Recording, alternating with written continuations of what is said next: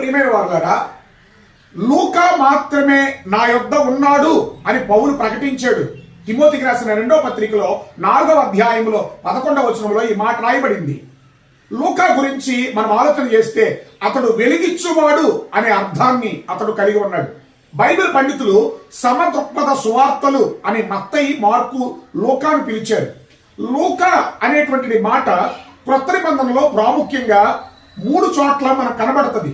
ఒకటి కొలసీ పత్రిక 4వ అధ్యాయం 14వ వచనంలో కనబడుతుంది. రెండవది పౌలు గారు చెప్పినట్లు తిమోతికి రాసిన 2వ పత్రిక 4వ అధ్యాయం 11వ వచనంలో కనబడుతుంది.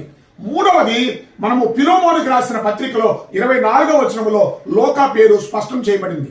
లూకా ఒక అన్యుడు, లూకా యూదేతరుడు, లూకా ఒక వైద్యుడు, లూకా దేవుని పరిచర్యలో బహుశ్రమ జీవి.